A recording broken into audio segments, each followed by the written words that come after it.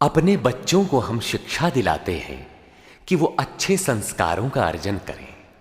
अच्छे संस्कारों का आशय लोग लेते हैं कि वो अपनी रोजी रोटी, आवास, विकास की समस्याओं को हल कर ले।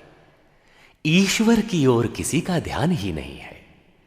किसी किसी के पास इतना कुछ है कि प्रभु को पुकारने की आवश्यकता ही नहीं समझता। किंतु ये सब कुछ पार्थिव ही तो है। न चाहते हुए भी सारा वैभव यहीं छोड़ जाना पड़ता है। ऐसी स्थिति में ईश्वर की पहचान ही एकमात्र संबल है, जिसे प्रदान कर रहा है यथार्थ गीता का ये कैसेट प्रसारण।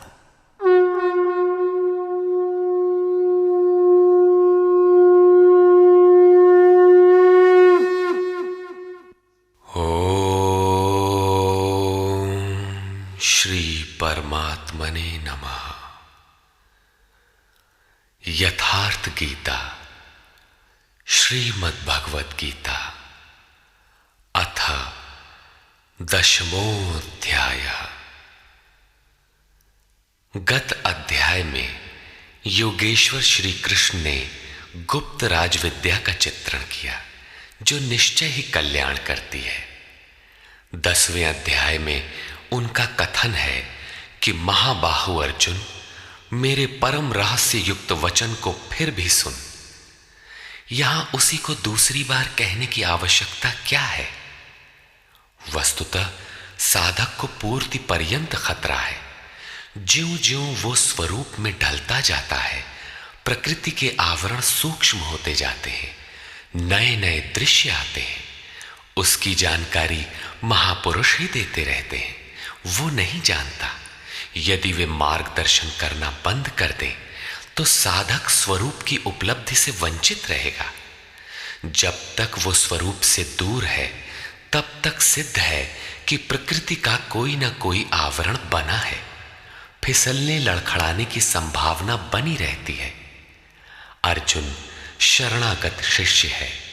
उसने कहा था, शिष्यस्तेहं शाधिमाम त्वाम प्रपन्नम। भगवान, मैं आपका शिष्य हूं, आपकी शरण हूं, मुझे संभालिए। अतः उसके हित की कामना से योगेश्वर श्री कृष्ण पुनः बोले। श्री भगवान उवाच।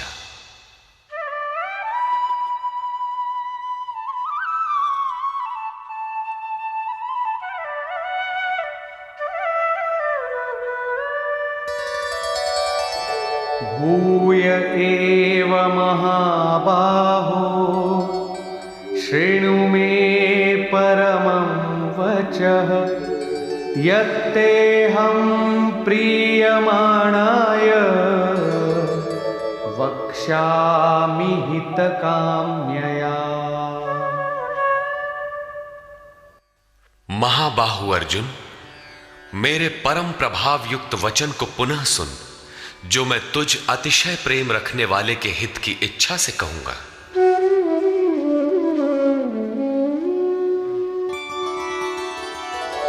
न मे विदुः सुरगणाः प्रभवं न महर्षयः अहमादिर्हि देवानां महर्षीणां च सर्वशः। अर्जुन, मेरी उत्पत्ति को न देवता लोग जानते हैं और न महर्षिगण ही जानते हैं। श्री कृष्ण ने कहा था, जन्म कर्म च मे दिव्यम। मेरा वो जन्म और कर्म अलौकिक है, इन चर्म चक्षुओं से देखा नहीं जा सकता। इसलिए मेरे उस प्रकट होने को देव और महर्षि स्तर तक पहुंचे हुए लोग भी नहीं जानते। मैं सब प्रकार से देवताओं और महर्षियों का आदि कारण हूं।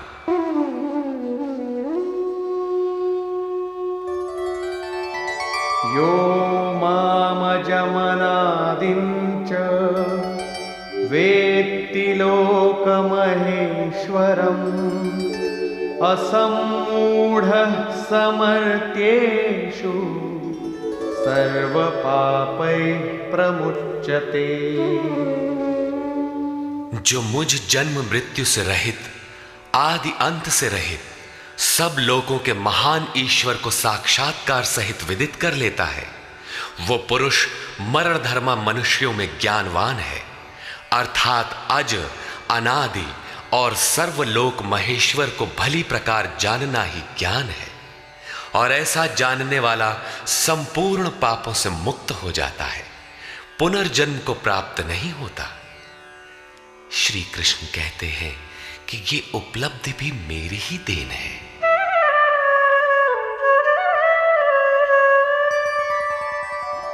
बुद्धिर्ज्ञानमसम्मोहः क्षमा सत्यं दमः शमः सुखं दुःखं भवो भावो भयं चाभयमेव च। अर्जुन, निश्चयात्मिका बुद्धि, साक्षात्कार सहित जानकारी, लक्ष्य में विवेक पूर्वक प्रवृत्ति, क्षमा, शाश्वत सत्य, इंद्रियों का दमन, मन का शमन, अंतःकरण की प्रसन्नता, चिंतन पथ के कष्ट, परमात्मा की जागृति, स्वरूप की प्राप्ति काल में सर्वस्व का विलय, इष्ट के प्रति अनुशासनात्मक भय और प्रकृति से निर्भयता तथा अहिंसा समता तुष्टिः तपोदानं यशो यशः भवन्ति भावा भूतानां मत्त एव पृथग्विधाः।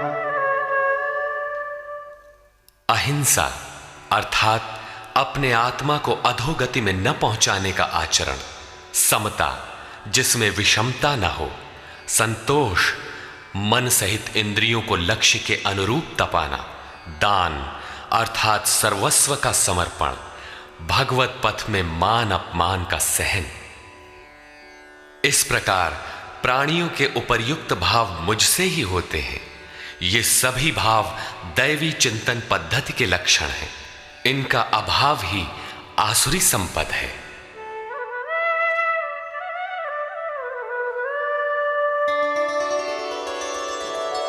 महर्षयः सप्त पूर्वे चत्वारो मनवस्तथा मद्भावा मानसा जाता येषां लोक इमाः प्रजाः।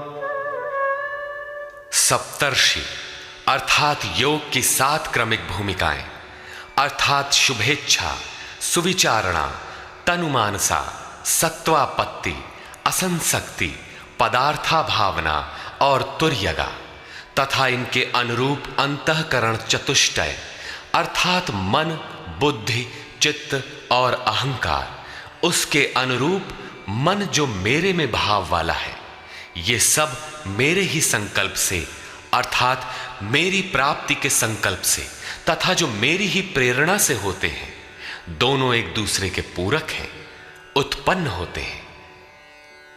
इस संसार में ये अर्थात संपूर्ण दैवी संपद इन्हीं की प्रजा है, क्योंकि सप्त भूमिकाओं के संचार में दैवी संपद ही है, अन्य नहीं।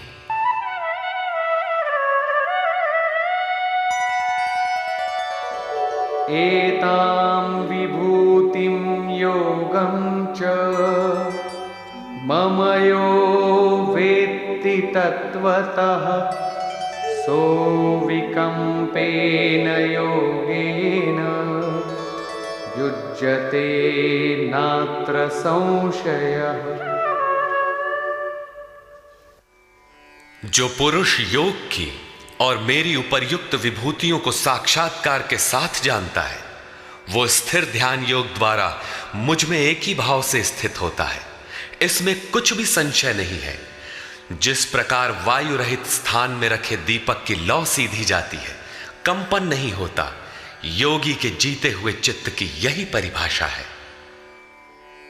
प्रस्तुत श्लोक में अविकंपेन शब्द इसी आशय की ओर संकेत करता है।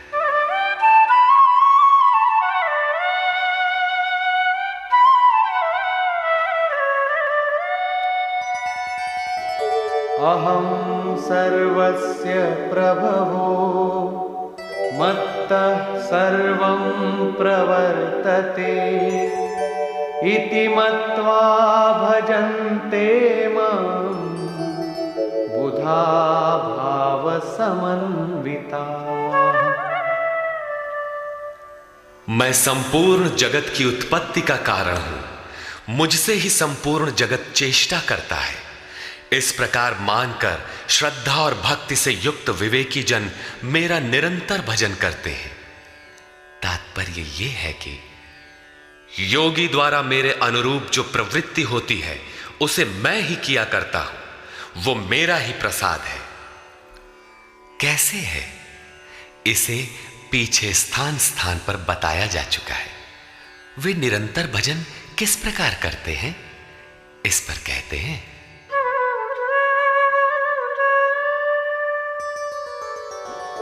मच्चित्ता मद्गत प्राणा बोधयन्तः परस्परं कथयन्तश्च मां नित्यं तुष्यन्ति च रमन्ति च। अन्य किसी को स्थान न देकर मुझ में ही निरंतर चित्त को लगाने वाले, मुझ में ही प्राणपण से प्राणों को लगाने वाले सदैव परस्पर मेरी प्रक्रियाओं का बोध करते हैं, मेरा गुणगान करते हुए ही संतुष्ट होते हैं तथा निरंतर मुझ में ही रमण करते हैं।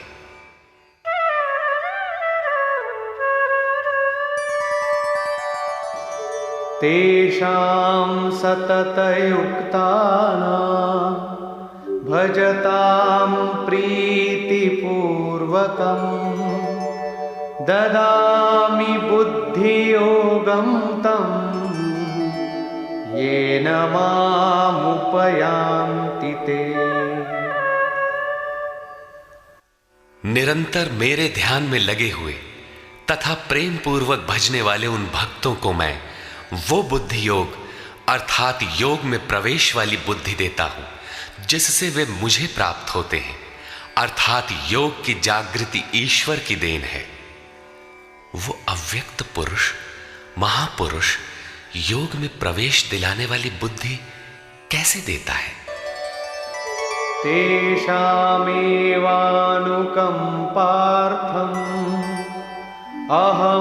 अहमज्ञानजं तमः नाशयाम्यात्मभावस्थो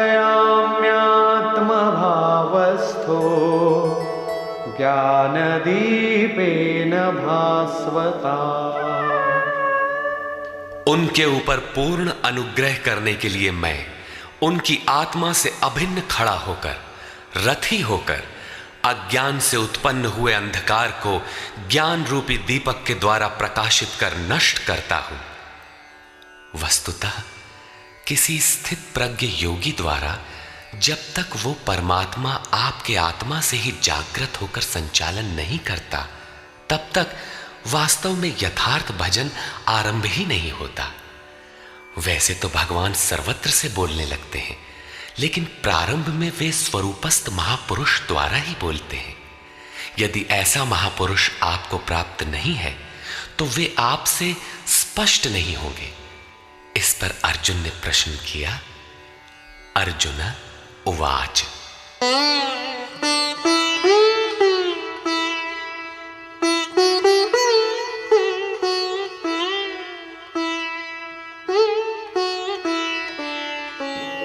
परं ब्रह्म परं धाम पवित्रं परमं भवान् पुरुषं शाश्वतं दिव्यम् आदिदेवमजं विभुम्।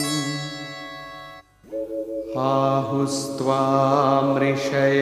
सर्वे देवर्षिर्नारदस्तथा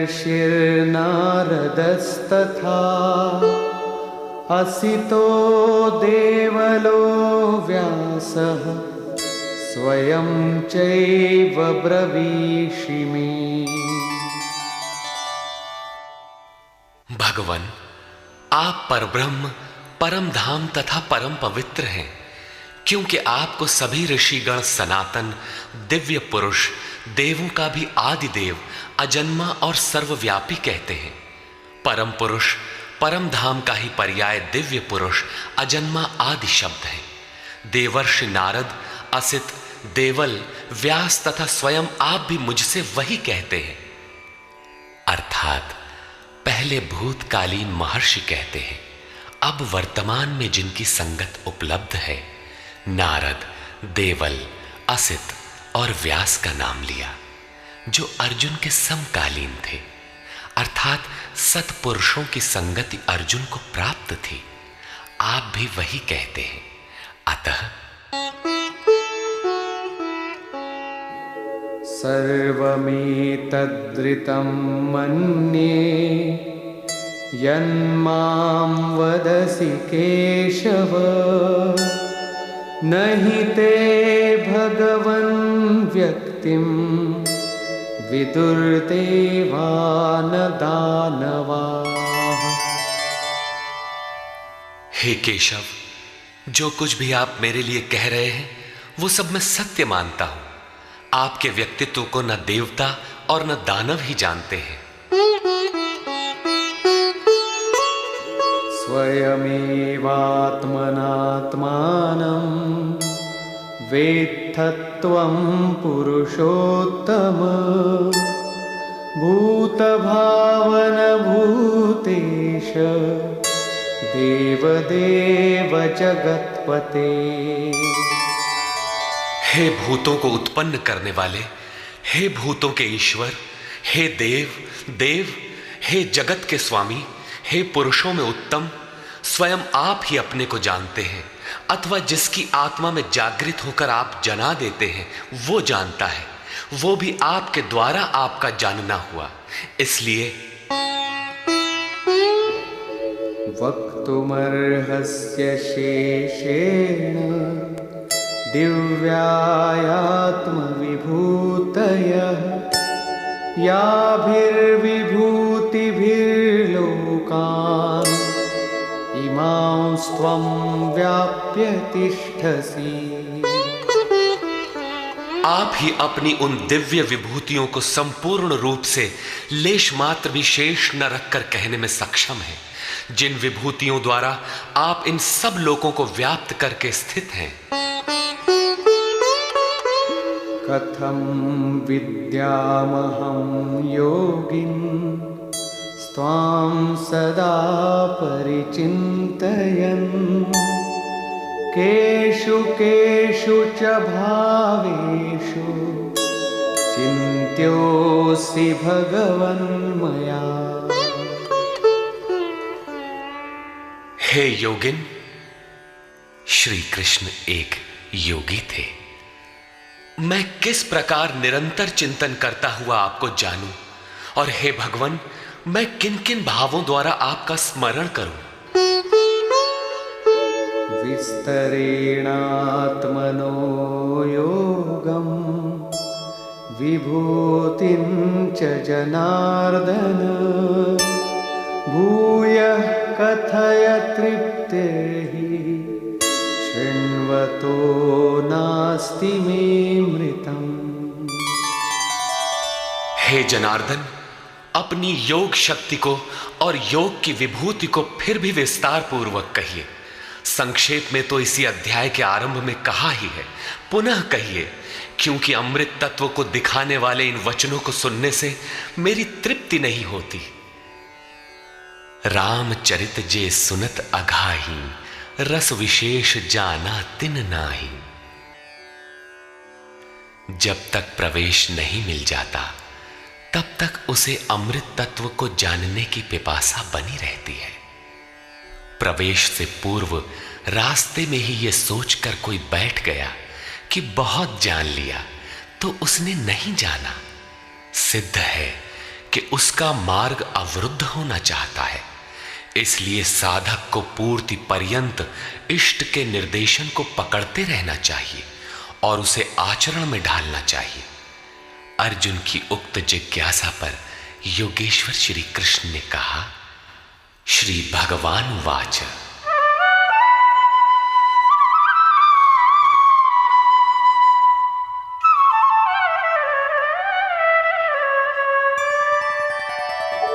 हन्त ते कथयिष्यामि दिव्याह्यात्मविभूतयः प्राधान्यतः कुरु श्रेष्ठ नास्त्यन्तो विस्तरस्य मे।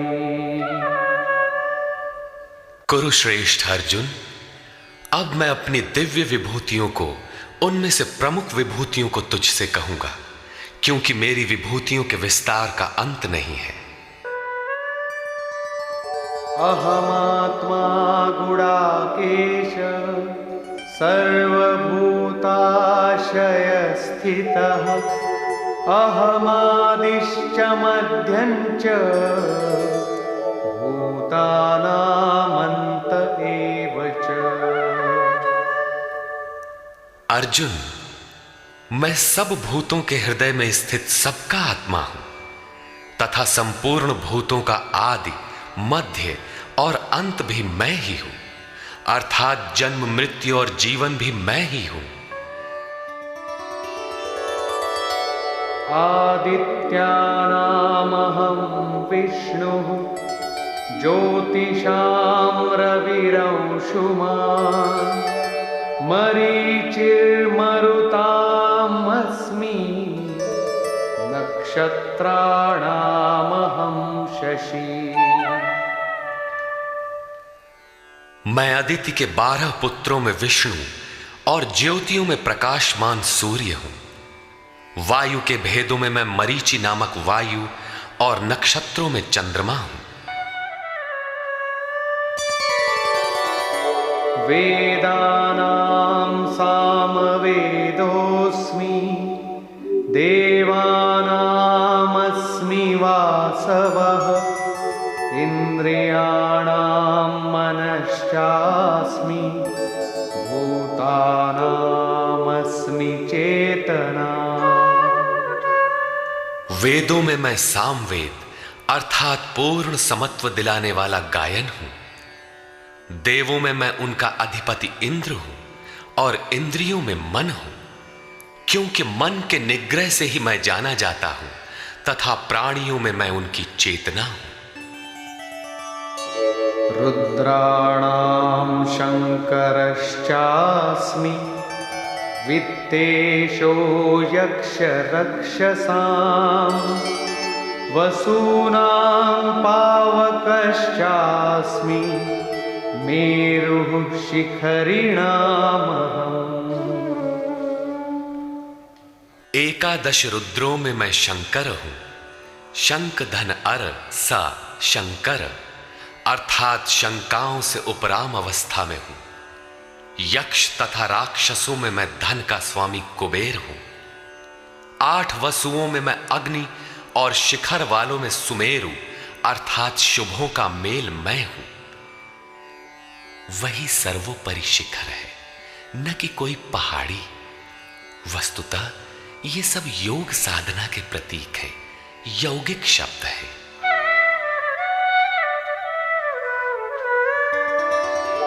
पुरोधसां च मुख्यं मां विद्धि पार्थ बृहस्पतिं सेनानीनामहं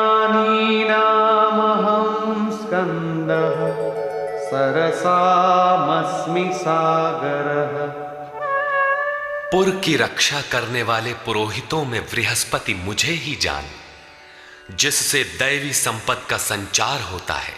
और हे पार्थ, सेनापतियों में मैं स्वामी कार्तिकेय हूं। कर्म का त्याग ही कार्तिक है, जिससे चराचर का संहार, प्रलय और इष्ट की प्राप्ति होती है। जलाशयों में मैं समुद्र हूं। महर्षीणां भृगुरहं गिरामस्म्येकमक्षरम् यज्ञानां जपयज्ञोऽस्मि स्थावराणां हिमालयः। महर्षियों में मैं भृगु हूं और वाणी में एक अक्षर ओमकार हूं, जो उस ब्रह्म का परिचायक है। सब प्रकार के यज्ञों में मैं जप यज्ञ हूं यज्ञ परम में प्रवेश दिला देने वाली आराधना की विधि विशेष का चित्रण है। उसका सारांश है स्वरूप का स्मरण और नाम का जप। दो वाणियों से पार हो जाने पर नाम जब यज्ञ की श्रेणी में आता है तो वाणी से नहीं जपा जाता, न चिंतन से न कंठ से, बल्कि वो श्वास में जागृत हो जाता है। केवल सुरत को श्वास के पास लगाकर मन से अविरल चलना भर पड़ता है। यज्ञ की श्रेणी वाले नाम का उतार चढ़ाव श्वास पर निर्भर है। ये क्रियात्मक है। स्थिर रहने वालों में हिमालय हूं। शीतल, सम और अचल एकमात्र परमात्मा है। जब प्रलय हुआ तब मन उसी शिखर में बंध गया। अचल, सम और शांत ब्रह्म का प्रलय नहीं होता। उस ब्रह्म की पकड़ मैं हूं।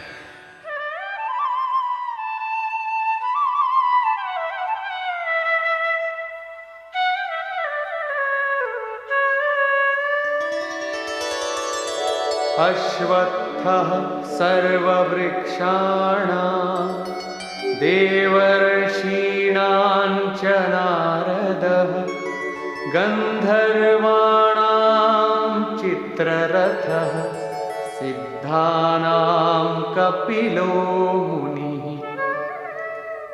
सब वृक्षों में मैं अश्वत्थ हूं। अश्व कल तक भी जिसके रहने की गारंटी नहीं दी जा सकती, ऐसा ऊर्ध्व मूलधः शाखम अश्वत्थ। ऊपर परमात्मा जिसका मूल है, नीचे प्रकृति जिसकी शाखाएं हैं, ऐसा संसार ही एक वृक्ष है जिसे पीपल की संज्ञा दी गई है। सामान्य पीपल का वृक्ष नहीं कि पूजा करने लगे। इसी पर कहते हैं कि वो मैं हूं और देवर्षियों में मैं नारद हूं। नाद रंध्रः स नारद। दैवी संपद इतनी सूक्ष्म हो गई कि स्वर में उठने वाली ध्वनि अर्थात नाद पकड़ में आ जाए, ऐसी जागृति मैं हूं। गंधर्वों में मैं चित्ररथ हूं, अर्थात गायन अर्थात चिंतन करने वाली प्रवृत्तियों में जब स्वरूप चित्रित होने लगे, वो अवस्था विशेष मैं हूं। सिद्धों में मैं कपिल मुनि हूं। काया ही कपिल है। इसमें जब लव लग जाए, उस ईश्वरीय संचार की अवस्था मैं हूं।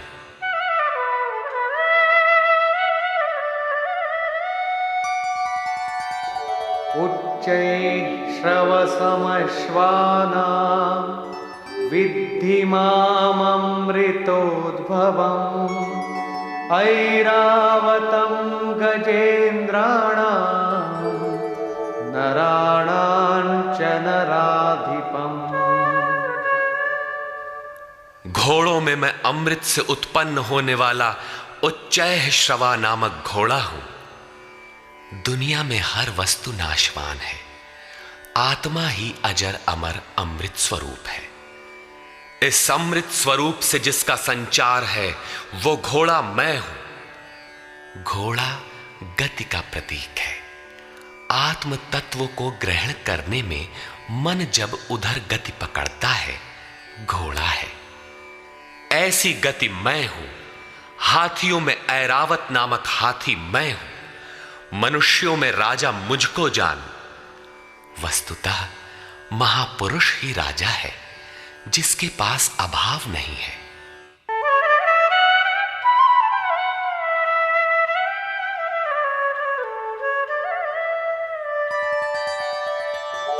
आयुधानामहं वज्रं धेनूनामस्मि कामधुक् प्रजनश्चास्मि कन्दर्पः सर्पाणामस्मि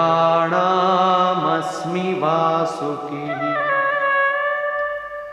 शस्त्रों में मैं वज्र हूं, गायों में कामधेनु हूं। कामधेनु कोई ऐसी गाय नहीं है जो दूध के स्थान पर मनचाहा व्यंजन परसती हो। ऋषियों में वशिष्ठ के पास कामधेनु थी। वस्तुतः गो इंद्रियों को कहते हैं। इंद्रियों का संयत होना इष्ट को वश में रखने वाले में पाया जाता है। जिसकी इंद्रियां ईश्वर के अनुरूप स्थिर हो जाती हैं, उसके लिए उसी की इंद्रियां कामधेनु बन जाती है। फिर तो जो इच्छा करी हऊ मन माही, हरि प्रसाद कछु दुर्लभ नाही, उसके लिए कुछ भी दुर्लभ नहीं रहता। प्रजनन करने वालों में नवीन स्थितियों को प्रकट करने वाला मैं हूं। प्रजनन, एक तो लड़का बाहर पैदा किया जाता है। चराचर में रात दिन पैदा ही होते हैं। चूहे चींटी रात दिन करते हैं ऐसा नहीं, बल्कि एक स्थिति से दूसरी स्थिति, इस प्रकार वृत्तियों का परिवर्तन होता है। वो परिवर्तित स्वरूप मैं हूं। सर्पों में मैं वासुकी हूं।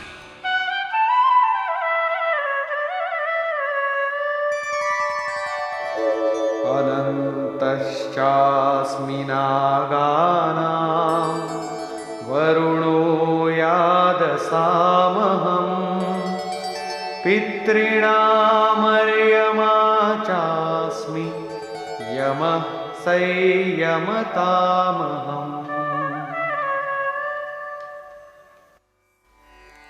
नागों में मैं अनंत अर्थात शेष नाग हूं।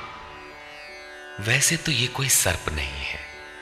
गीता की समकालीन पुस्तक श्रीमद् भागवत में इसके रूप की चर्चा है कि इस पृथ्वी से 30,000 योजन की दूरी पर उस परमात्मा की वैष्णवी शक्ति है, जिसके सिर पर यह पृथ्वी सरसों के दाने की तरह भार रहित टिकी है।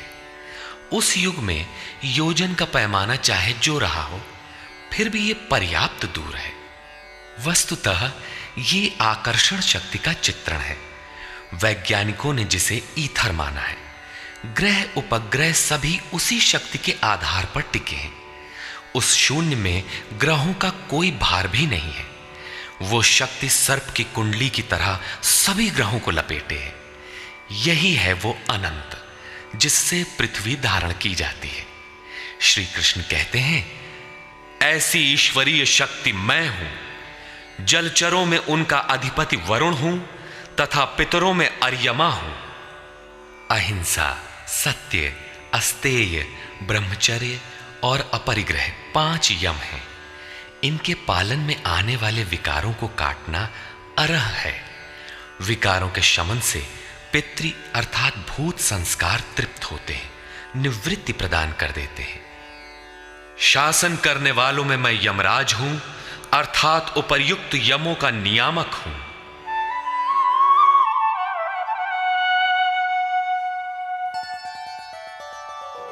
प्रह्लादश्चास्मि दैत्यानां कालः कलयतामहम् मृगाणां च मृगेन्द्रोऽहं वैनतेयश्च पक्षिणाम्। मैं दैत्यों में प्रहलाद हूं, पर आह्लाद, पर के लिए आह्लाद। प्रेम ही प्रहलाद है।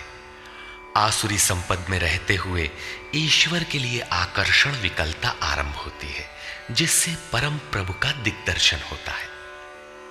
ऐसा प्रेमोल्लास मैं हूं। गिनती करने वालों में मैं समय हूं। 1, 2, 3, 4 ऐसी गिनती या क्षण, घड़ी, दिन, पक्ष, मास इत्यादि नहीं, बल्कि ईश्वर के चिंतन में लगा हुआ समय मैं हूं। यहां तक कि जागत में सुमिरन करे, सोवत में लव लाए। अनवरत चिंतन में समय मैं हूं। पशुओं में मृगराज, योगी भी मृधन ग अर्थात योग रूपी जंगल में गमन करने वाला है, तथा पक्षियों में गरुड़ मैं हूं। ज्ञान ही गरुड़ है। जब ईश्वरीय अनुभूति आने लगती है, तब यही मन अपने आराध्य भगवान की सवारी बन जाता है। और जब यही मन संशय से युक्त है, तब सर्प होता है, डसता रहता है, योनियों में फेंकता है। गरुड़ विष्णु की सवारी है। जो सत्ता विश्व में अणु रूप से संचारित है, ज्ञान संयुक्त मन उसे अपने में धारण करता है, उसका वाहक बनता है। श्री कृष्ण कहते हैं, इष्ट को धारण करने वाला मन मैं हूं।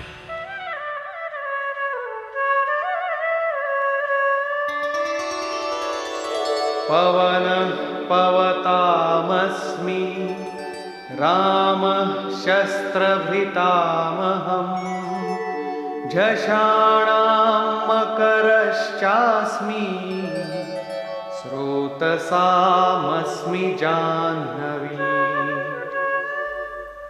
पवित्र करने वालों में मैं वायु हूं, शस्त्रधारियों में राम हूं। रमन्ति योगिनः यस्मिन् स रामः। योगी किसमें रमण करते हैं? अनुभव में।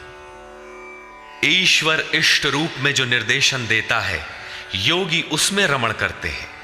उस जागृति का नाम राम है और वो जागृति मैं हूं। मछलियों में मगर तथा नदियों में गंगा मैं हूं।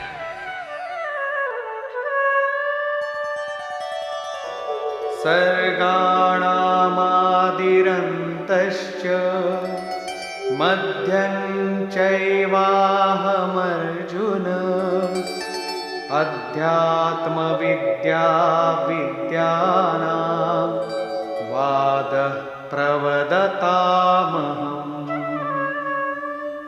हे अर्जुन, सृष्टियों का आदि, अंत और मध्य मैं ही हूं। विद्याओं में अध्यात्म विद्या मैं हूं। जो आत्मा का आधिपत्य दिला दे वो विद्या मैं हूं। संसार में अधिकांश प्राणी माया के आधिपत्य में है। राग, द्वेष, काल, कर्म, स्वभाव और गुणों से प्रेरित हैं। इनके आधिपत्य से निकालकर आत्मा के आधिपत्य में ले जाने वाली विद्या मैं हूं, जिसे अध्यात्म विद्या कहते हैं। परस्पर होने वाले विवादों में ब्रह्म चर्चा में जो निर्णायक है, ऐसी वार्ता मैं हूं। शेष निर्णय तो अनिर्णीत होते हैं।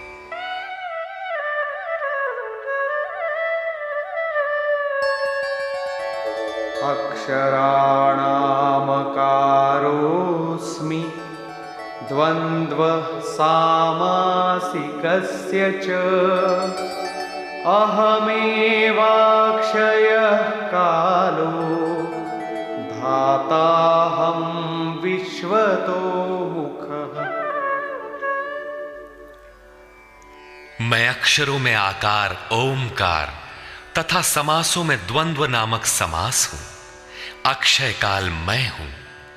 काल सदैव परिवर्तनशील है, किंतु वो समय जो अक्षय अजर अमर परमात्मा में प्रवेश दिलाता है, वो अवस्था मैं हूं। विराट स्वरूप अर्थात सर्वत्र व्याप्त, सबको धारण पोषण करने वाला भी मैं ही हूं।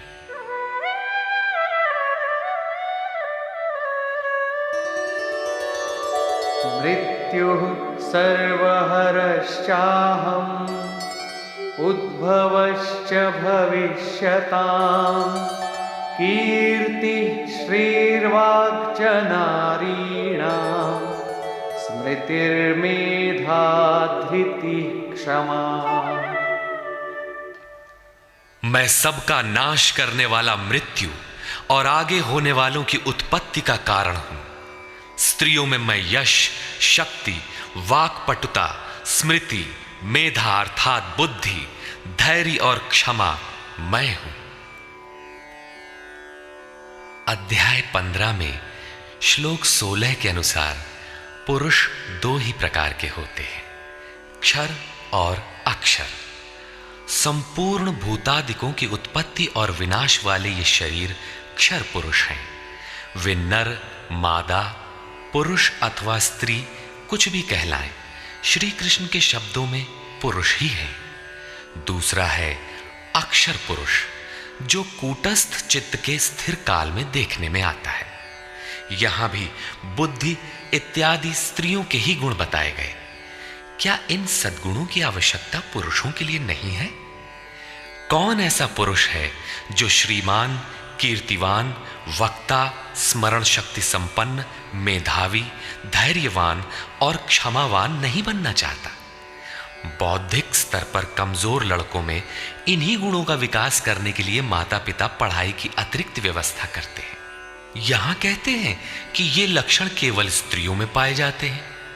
अतः आप विचार कर देखें कि स्त्री कौन है। वस्तुतः आपके हृदय की प्रवृत्ति ही नारी है, उसमें इन गुणों का संचार होना चाहिए। इन गुणों को धारण करना स्त्रीलिंग पुल्लिंग सबके लिए उपयोगी है।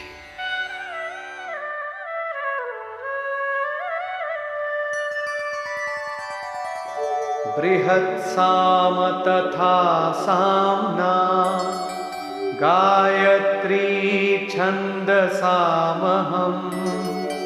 मासानां मार्गशीर्षोऽहम्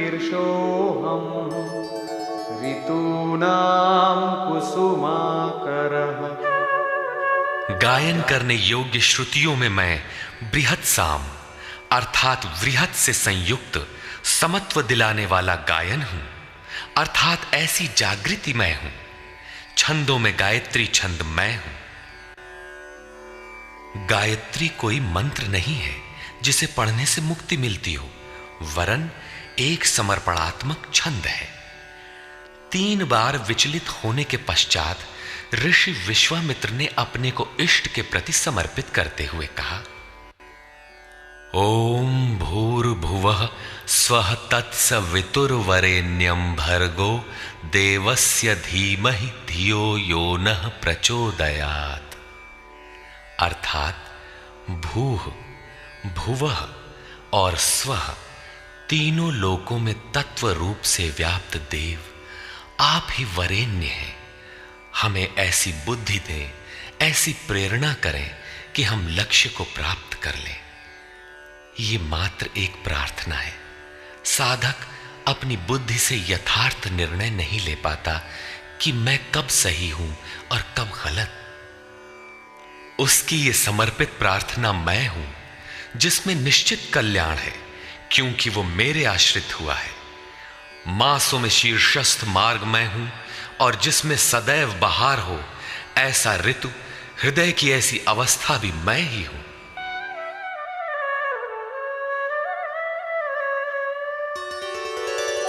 द्यूतं छलयतामस्मि तेजस्तेजस्विनामहम् जयोऽस्मि व्यवसायोऽस्मि सत्वं सत्ववतामहम्। तेजस्वी पुरुषों का तेज मैं हूं, जुए में छल करने वालों का छल मैं हूं। तब तो अच्छा है जुआ खेलें, उसमें कल बल छल करें, वहीं भगवान है। नहीं, ऐसा कुछ नहीं है। ये प्रकृति ही एक जुआ है, यही ठगनी है। इस प्रकृति के द्वंद्व से निकलने के लिए दिखावा छोड़कर छिपाव के साथ गुप्त रूप से भजन करना ही छल है। छल है तो नहीं, किंतु बचाव के लिए आवश्यक है। जड़ भरत की तरह उन्मत्त, अंधे, बहरे और गूंगे की तरह हृदय से जानकार होते हुए भी बाहर से ऐसे रहें कि अनजान हो, सुनते हुए भी न सुने, देखते हुए भी न देखें। छिपकर ही भजन का विधान है। तभी साधक प्रकृति पुरुष के जुए में पार पाता है। जीतने वालों की विजय मैं हूं और व्यवसायियों का निश्चय, जिसे अध्याय 2 श्लोक 41 में कह आए हैं। इस योग में निश्चयात्मक क्रिया एक है, बुद्धि एक ही है, दिशा एक ही है। ऐसी क्रियात्मक बुद्धि मैं हूं, सात्विक पुरुषों का तेज और ओज मैं हूं।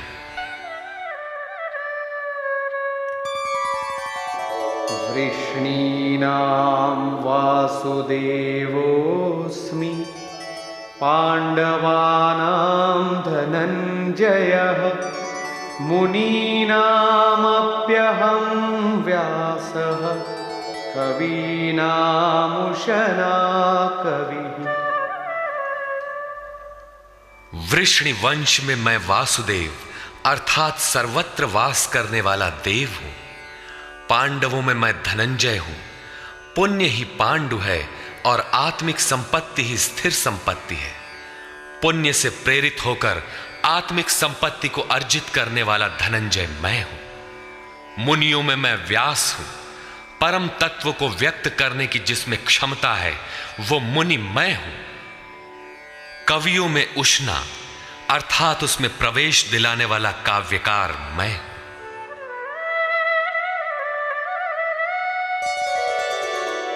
दण्डोदमयतामस्मि नीतिरस्मि जिगीषताम् मौनं चैवास्मि गुह्यानां ज्ञानं ज्ञानवतामहम्। दमन करने वालों में दमन की शक्ति मैं हूं। जीतने की इच्छा वालों की मैं नीति हूं। गुप्त रखने योग्य भावों में मौन हूं और ज्ञानवानों में साक्षात के साथ मिलने वाली जानकारी पूर्ण ज्ञान मैं हूं।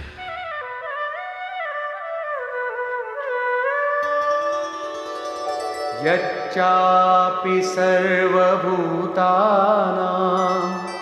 बीजं तदहमर्जुन न तदस्ति विना यत्स्यान् मया भूतं चराचरम्।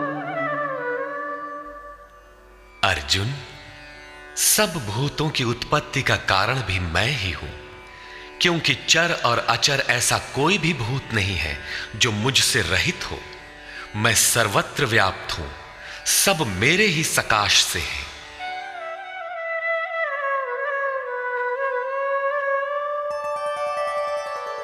नान्तोऽस्ति मम दिव्यानां विभूतीनां परन्तप एष तूद्देशतः प्रोक्तो विभूतेर्विस्तरो मया। परंतप अर्जुन, मेरी दिव्य विभूतियों का अंत नहीं है। अपनी विभूतियों का विस्तार तो मैंने संक्षेप से कहा है, वस्तुतः वे अनंत हैं। इस अध्याय में कुछ ही विभूतियों का स्पष्टीकरण किया गया है, क्योंकि अगले ही अध्याय में अर्जुन इन सबको देखना चाहता है, क्योंकि प्रत्यक्ष दर्शन से ही विभूतियां समझ में आती है। विचारधारा समझने के लिए इसी से थोड़ा अर्थ दिया गया है।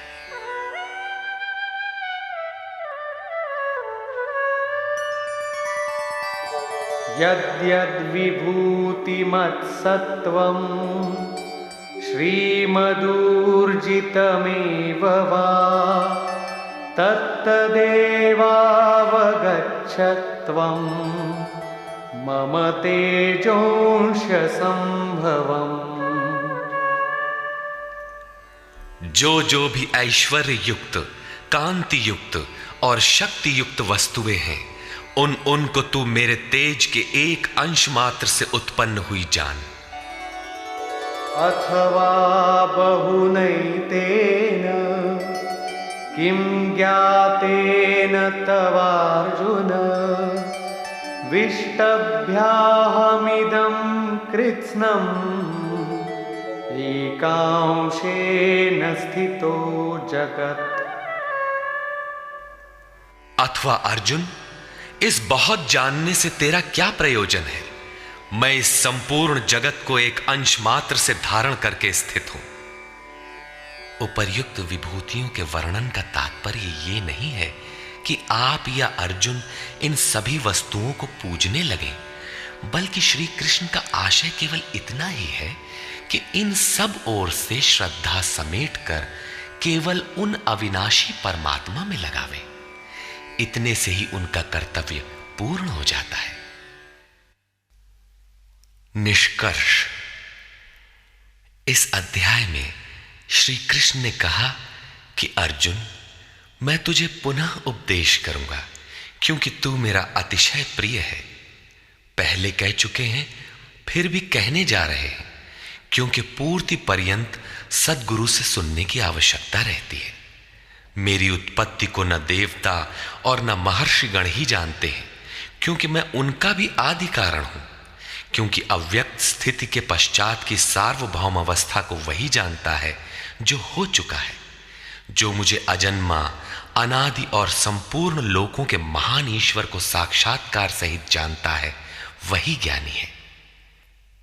अर्जुन ने प्रश्न किया कि जनार्दन, आप अपनी विभूतियों को विस्तार से कहिए। पूर्ति पर्यंत इष्ट से सुनते रहने की उत्कंठा बनी रहनी चाहिए। आगे इष्ट के अंतराल में क्या है, उसे साधक क्या जाने।